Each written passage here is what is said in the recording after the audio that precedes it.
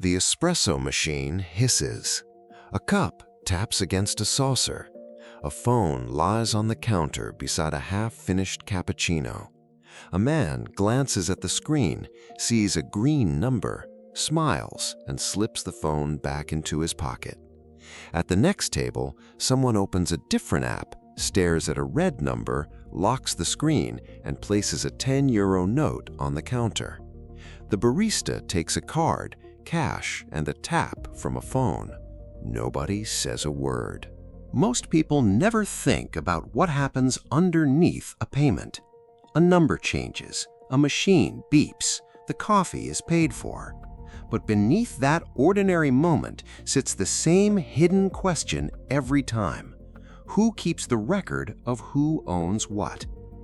With normal money, the answer feels obvious. A bank keeps the ledger. A payment company checks the transaction. A government stands behind the currency. Most people assume that is simply how money works. It turns out that assumption is the whole question.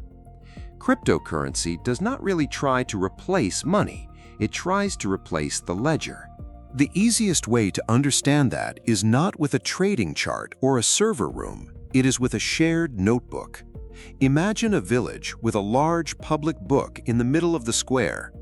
Every time someone gives money to someone else, it gets written there. Not in a private file behind a bank counter, but in a book many people can see at once. If Anna sends Paul 1 coin, it goes into the book. If Paul immediately tries to send that same coin to someone else, everyone can see the problem. He already spent it. That is the core idea behind cryptocurrency, a shared ledger instead of a central ledger. That shared ledger is what people call a blockchain. The name sounds more technical than the idea really is. Transactions are collected into groups. Those groups are called blocks. Each new block is linked to the one before it. That creates a chain. If someone secretly changes an older entry, the links no longer match. It is like a book where each page depends on the page before it. Replace one page, and the pages after it begin to expose the change. That does not make cheating impossible, but it makes cheating difficult, expensive, and easy to spot. Then comes the hard part. Who gets to write the next page? If anyone could write anything, the whole system would collapse immediately. So cryptocurrencies need rules that make honest behavior easier and cheating costly. Some networks do this with computation. Computers must solve a difficult puzzle before they are allowed to add a new block. That takes electricity, time, and money. Other networks do it by requiring people to lock up some of their own coins as collateral. If they cheat, they risk losing that stake.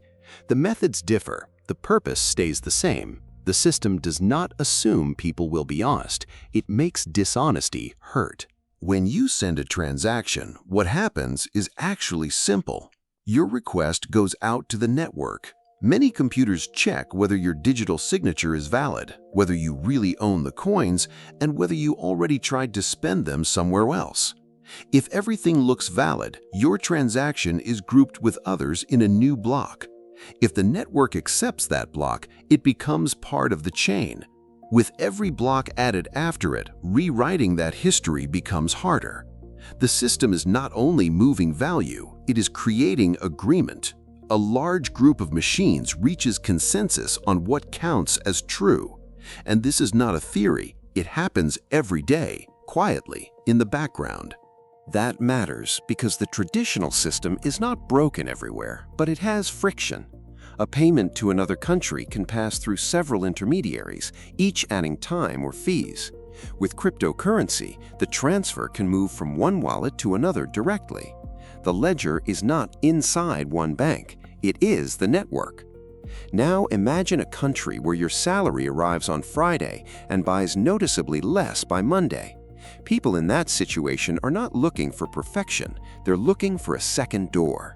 Some buy dollars, some buy gold, some turn to cryptocurrency, especially stablecoins, which are digital tokens designed to track a traditional currency like the dollar. That does not make them risk-free, but the reason is easy to understand. When trust in the local system weakens, people look for another system to hold value.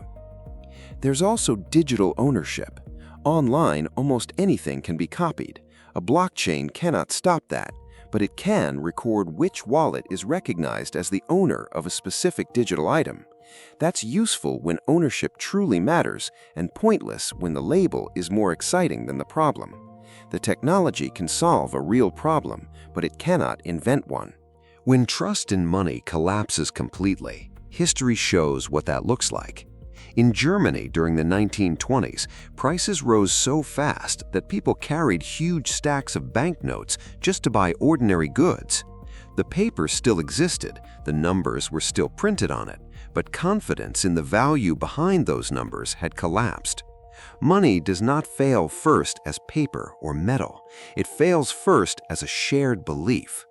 And when Bitcoin appeared in 2009, it did not appear in a vacuum. It arrived right after a financial crisis that left many people feeling that major institutions could make serious mistakes while ordinary people paid the price. Bitcoin was not just a technical experiment, it was also a philosophical response. The rules should not depend on a boardroom. The rules should live in code. Since then, one idea has turned into many versions. Bitcoin focuses on scarcity and independence. Other networks run automatic agreements called smart contracts, rules in code that say if condition A is true, then action B happens. Stablecoins try to create digital versions of traditional money. Each version makes a trade. More speed can mean less decentralization. More stability can mean more reliance on an issuer. More freedom can mean more responsibility for the user. In every case, the same thing is happening underneath. Trust is not disappearing, it is being moved.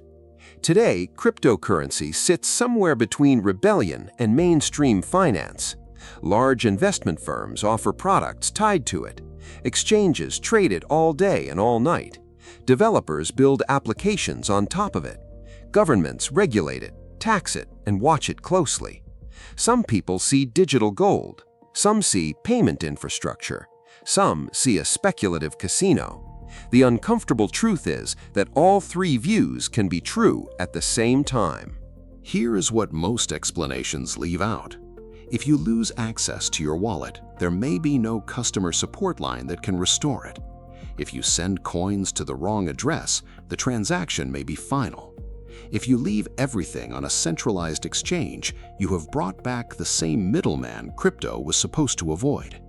If a project is built on hype alone, the blockchain underneath will not save it. And if people buy only because the price is rising, they often discover too late that a decentralized system can still produce very centralized pain. The bigger truth is simpler than the technology. Every form of money is really a system for deciding who owns what, who owes what, and which rules count. Cash does that through state authority. Banks do it through accounts and contracts. Card networks do it through private companies.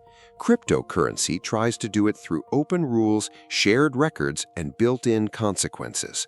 The old question does not go away.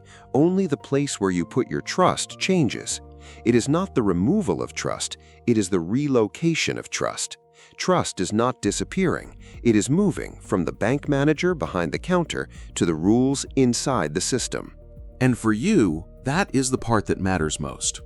When you buy crypto, you are not just buying a coin, you are choosing what kind of system you believe in.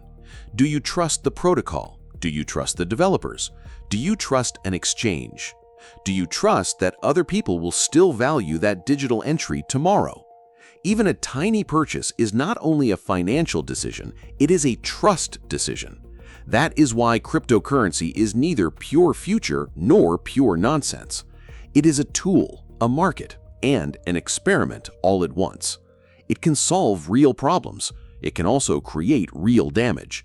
And the more clearly you understand the core idea, the less likely you are to be pushed around by hype or fear.